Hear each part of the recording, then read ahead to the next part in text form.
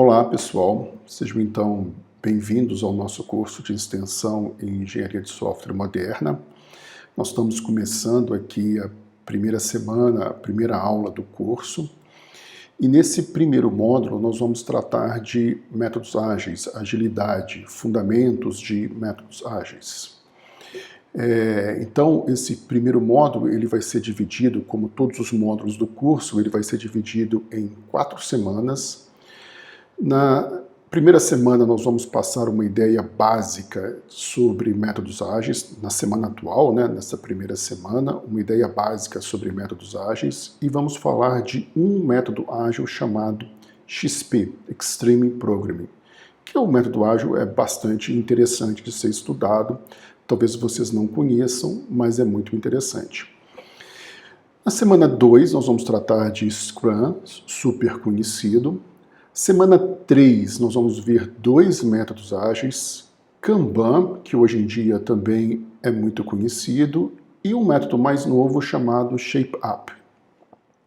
Na semana 4 do módulo 1, nós vamos tratar da parte de requisitos, levantamento ágil de requisitos, histórias de usuários, MVPs e etc. Então, nessas aulas aqui, a gente está começando o curso. Eu vou tratar assim, eu vou apresentar uma visão geral dos principais pontos do livro. Esse curso de extensão nosso é muito baseado no livro-texto, ele é totalmente baseado no livro-texto, ele é inspirado, motivado pelo nosso livro-texto. Então, na aula, a gente trata dos pontos principais do livro-texto, tenta fazer uma conexão, uma leitura mais, digamos assim, até pessoal e informal desses pontos. E as aulas levam de 50 a 60 minutos os vídeos do YouTube por semana. Na verdade, então, o que eu quero dizer, como eu também disse na aula inaugural, é muito importante complementar essas aulas aqui com as leituras, principalmente do livro-texto, mas também de alguns artigos didáticos que eu vou passar para vocês, eu vou informar o link depois no fórum do curso. E por fim, fazer o exercício semanal. Então, não é apenas assistir a aula, é muito importante complementar as aulas com as leituras e fazer o exercício. Então vamos realmente começar, nessa primeira semana, nessa primeira parte da semana 1, nós vamos falar das ideias de agilidade e vamos depois falar um pouco de XP, Extreme Programming. Para falar de agilidade, eu gosto de começar fazendo uma comparação entre engenharia de software e engenharias tradicionais. Quais são as engenharias tradicionais? As que existem há milhares de anos, civil, mecânica, elétrica, automobilística, de aviação e etc. Não sei se vocês já pararam para pensar nisso e se vocês têm isso estabelecido com muita clareza, mas numa engenharia tradicional, os projetos eles têm 2 características, digamos assim, centrais. Primeiro, existe um planejamento super detalhado, feito de antemão, feito antecipadamente, e depois esse projeto ele é desenvolvido de forma sequencial. Vou dar um exemplo, muito simples. Para construir uma casa, primeiro você faz o projeto da casa, o projeto da arquitetura da casa, o projeto civil da casa, o projeto elétrico. Então você planeja toda a casa primeiro, a arquitetura e a construção da casa, e depois você parte para a construção da casa. A construção da casa ela é um processo sequencial. Você faz primeiro a fundação, depois você levanta as paredes, depois você coloca o telhado, a parte elétrica e etc. Então, olha só, a engenharia civil ela é fortemente baseada em um planejamento detalhado e a execução desse planejamento, desse projeto, é depois feita de forma sequencial. Por que eu estou falando tudo isso aqui?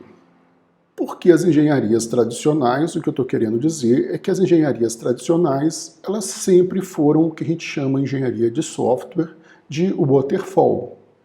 elas são baseadas em planejamento detalhado e a execução é sequencial. É dessa forma, como eu disse, há milhares de anos. Então, nada mais natural, que é o meu ponto central aqui, que a engenharia de software começasse por uma cascata, que eu digo, por métodos que são métodos waterfall. O que são métodos waterfall? Fortemente baseados em planejamento, em documentação, planejamento antecipado antes do projeto começar, e aí você tem uma série de fases sequenciais, estritamente sequenciais. Levantamento de requisitos, análise do problema, proposta de uma solução, projeto dessa solução. Só então você começa a implementar. Normalmente, só depois da implementação você começa com os testes e depois você coloca na mão dos usuários, disponibiliza para os usuários na fase de implantação. Então, assim, hoje em dia, às vezes eu estou falando isso aqui porque às vezes até se critica muito esse modelo waterfall, às vezes até a gente ridiculariza, né, o uso desse modelo. Mas, historicamente, ele fez bastante sentido, porque as engenharias sempre foram e são waterfall, são baseadas em planejamento e em execução sequencial. Então, nada mais natural que a engenharia de software, nas décadas de 60, 70, 80, adotasse esse modelo sequencial de desenvolvimento que a gente chama de waterfall. Segundo ponto, o waterfall, assim, de forma talvez surpreendente, não funcionou com o software. Infelizmente, de forma não, digamos assim, esperada, o waterfall não deu muito certo com o software. Esse modelo, ele deu, na verdade, essa forma de desenvolver software, ela na verdade se mostrou extremamente improdutiva, os resultados eram muito ruins. Por quê? Não quero estender demais aqui essa discussão, eu acho ela importante, mas nós temos várias coisas para ver no curso, né? Por quê? Porque software é muito diferente de um produto físico. A engenharia de software é diferente de engenharias tradicionais. Eu gosto de dizer que a gente tem muito pouco a ver com engenharia tradicional. Software é um produto digital, é muito diferente de um carro, de uma ponte, casa, avião, celular e etc. É muito diferente de um produto físico. São dois mundos que se comunicam muito pouco, o mundo físico e o mundo digital. Software está no mundo digital, ele é abstrato, ele é muito mais adaptável, modificável do que produtos físicos. Então, a gente tem que entender que, apesar de fazer todo sentido, esse fato da engenharia de software ter começado tentando imitar as engenharias tradicionais não deu muito certo, porque software é muito diferente de produtos físicos, como eu acabei de dizer. Tentando caracterizar essa diferença um pouco melhor. Eu acho que tem duas diferenças e duas dificuldades. No caso de produto digital, de software, muito frequentemente, ou quase sempre, os clientes eles não sabem o que eles querem. Tá? As funcionalidades que existem em um sistema de software, elas na prática elas são quase que infinitas. Os clientes, eles mudam de ideia, eles não têm certeza, é muito mais difícil você definir os requisitos a priori de um sistema de software. Segundo ponto, é que mesmo que digamos que isso fosse possível, Não dá mais, igual acontecia com o Waterfall, para você ficar um ano levantando requisitos, mais um ano fazendo um projeto detalhado, especificando todas as classes, módulos do seu sistema em um ML, por exemplo, depois mais um ano implementando e, digamos assim, só no terceiro ano você ia entregar o sistema para os usuários finais. Depois desse terceiro ano, o mundo já mudou muito e aquele software, existe uma grande chance dele nem ser mais necessário. Tá? Então, assim, além de levantar requisitos, ser uma atividade muito fluida, muito sujeita a mudanças, né? O mundo também muda, né? É sujeito a mudanças porque o mundo muda. Tem uma segunda dificuldade também, pelo menos mais uma dificuldade importante, é que documentações de software, elas são, como é que eu vou dizer, complicadas. Elas tendem a ser ineficientes, verbosas, pouco úteis. Elas, principalmente quando feitas de forma assim, muito completa, muito detalhada, elas acabam não tendo grande valor, elas tendem a ser não olhadas com cuidado durante a implementação. Então, assim, elas acabam agregando pouco valor. Eu não estou querendo dizer que documentação de software não tem nenhum valor, não me entendam isso errado, porque isso gera até uma polêmica, às vezes, no contexto de métodos ágeis. Mas uma documentação extremamente detalhada, pesada, verbosa, ela tende a ser pouco útil. Porque as coisas mudam, se adaptam, o software tem que se adaptar com muita frequência. Bem, o que eu quis dizer aqui é que esse modelo tradicional de desenvolver software, ele não deu certo, ele fracassou, ele levou a projetos que davam resultados muito ruins, né? E aí, há 20 anos, pouco mais de 20 anos atrás, a gente teve quase que realmente a palavra é forte, mas quase que realmente uma revolução na área de software, na área de processos de desenvolvimento de software, que é essa ideia de agilidade. A gente considera que ela nasceu em 2001, né, onde teve essa reunião de alguns engenheiros de software numa estação de esqui americana, e onde eles propuseram, né, o famosíssimo Manifesto Ágil, e assim eles concretizaram a insatisfação deles com o modelo tradicional, o Waterfall de desenvolvimento de software. Isso ficou conhecido como o Manifesto Ágil, né, o pequeno documento que foi elaborado como resultado dessa reunião, que foi assim, uma espécie realmente, como eu disse, né, de um divisor de águas em termos de processo, de mentalidade de desenvolvimento de software. Qual que é a ideia central de um método ágil? O desenvolvimento não é mais sequencial, estritamente sequencial. O desenvolvimento passa a ser iterativo e incremental. Então, qual que é a ideia? É que você vai desenvolvendo o sistema pedacinho a pedacinho, de forma incremental, pequenas funcionalidades de cada vez. Então, você particiona o seu projeto, o seu desenvolvimento em partes menores, que a gente chama em intervalos de tempos menores, que a gente chama de sprint. Ao final de cada sprint, você disponibiliza já para os usuários finais usarem e validarem um incremento do seu produto. Então, o desenvolvimento aqui não existe mais uma etapa de planejamento detalhado e exaustivo e completo inicial. Você vai construindo o sistema passo a passo, sprint a sprint. E o sistema, então, vai, ao longo do tempo, ganhando novas funcionalidades. Ou seja, você abandona aquele desenvolvimento estritamente sequencial por um desenvolvimento incremental e iterativo.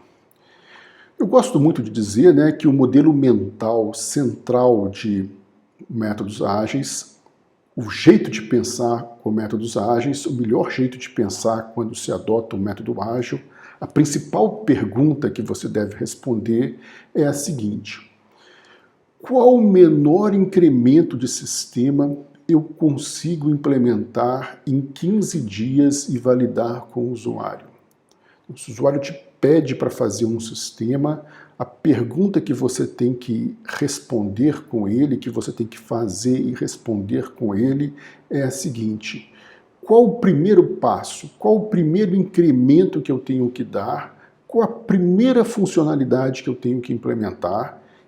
Não em um tempo muito grande, um tempo muito longo, em 15 dias, e que eu consigo entregar e validar com você para você me responder se nós estamos realmente no caminho certo ou não. Tá? Então o desenvolvimento ele passa a ser incremental, entregando sempre funcionalidades para os usuários e validando com ele, e validando essas funcionalidades com os usuários. Então, assim, talvez a definição mais moderna de métodos ágeis é você ter um bom alinhamento com o seu cliente, você ter um aprendizado constante com ele, descobrir o que ele está precisando de forma muito contínua e gerar valor para ele também de forma muito contínua. Então, é esse loop aqui de aprendizado com os clientes e de geração de valor. É ágil porque você tem que rodar esse loop em intervalos de tempos relativamente curtos, 15 dias, 3 semanas. Então não dá para você conversar com o cliente, voltar para o seu local de trabalho e ficar trabalhando 6 meses sem ter nenhuma interação com o cliente, sem ter nenhuma validação com o cliente. O software é muito dinâmico, os requisitos mudam com muita frequência, então você precisa de alinhar com o cliente e criar um loop de aprendizado e geração de valor contínua com esse cliente. Gerar valor é entregar só. A gente gera valor para os clientes, a gente, engenheiro de software, gera valor para os clientes, entregando sistema para ele, entregando código para ele, funcionalidade para os nossos clientes, de forma contínua. Outras características de métodos ágeis, eu já disse aqui, né? Então você tem menos ênfase em documentação. Não é que documentação não possa ser feita, que não exista. Ela só tem menos importância, ela é menos completa, menos detalhada. Você não tem esse big design upfront, essa fase de planejamento extremamente detalhada, né, que vai levar 1 ano sem implementar nada e mostrar para o cliente. Esse big design, esse BDUF, né, que a gente diz, isso não é ágil. Tá? Terceiro ponto, já mencionei, envolvimento constante, validação constante, alinhamento constante e contínuo com os clientes. Ou com o representante desses clientes, que a gente chama de POs, PMs, né, Product Owner, Product Manager e etc. Você está sempre validando o que você faz com os clientes para ter o sinal verde dele que aquilo é realmente o que ele precisa naquele momento, que aquilo que você está entregando para ele gera valor para o seu cliente.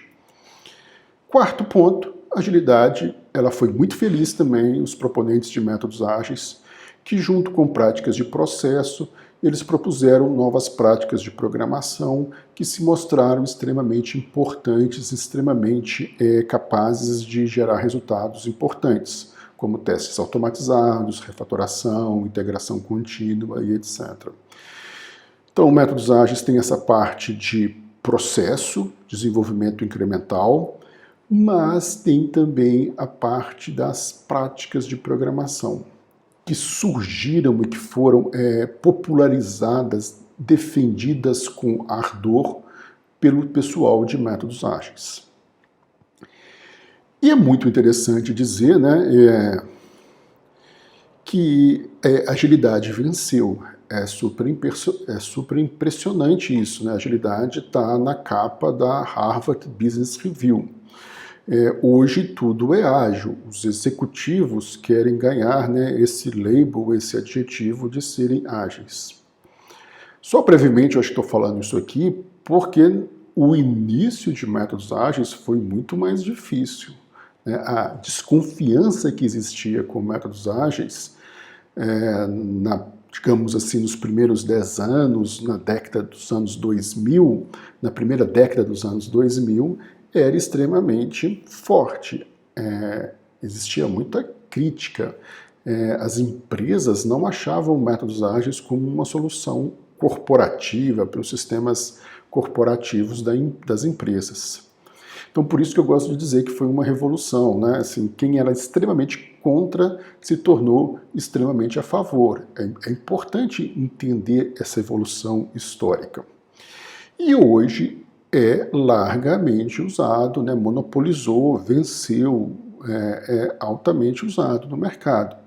Isso é só um resultado de uma pesquisa que a gente fez em um outro trabalho, em 2020, com desenvolvedores brasileiros, mais de 400 desenvolvedores brasileiros, 87% usavam métodos ágeis, né? Os métodos ágeis se tornou extremamente popular, inclusive no Brasil. Eu acho que vocês sabem disso, só para citar um número aqui, está perto de 90%. Então existe assim um modelo de pensamento do ágil, o mindset ágil, um modelo mental de alinhamento constante com os clientes e geração de valor constante para esses clientes. Existem, claro que muito importante, os métodos ágeis, que tentam dar um pouco mais de concretude, de consistência a esse modelo mental. Definem um processo para desenvolvimento de software, algumas regras, mesmo que simples, mesmo que leves. Então, define um workflow, um processo, os eventos que você vai ter que fazer, os papéis que existem na equipe, as práticas que você deve adotar, os princípios que justificam o uso dessas práticas. Então, existem métodos ágeis que tentam criar esse framework, né, esse arcabouço de regras, de eventos, papéis, como eu disse. Para ser claro, nós vamos estudar nesse primeiro módulo do nosso curso de extensão 4 métodos ágeis, como eu disse no início dessa aula: XP, Scrum, Kanban e Shape Up. No próximo vídeo, nós vamos começar a estudar XP.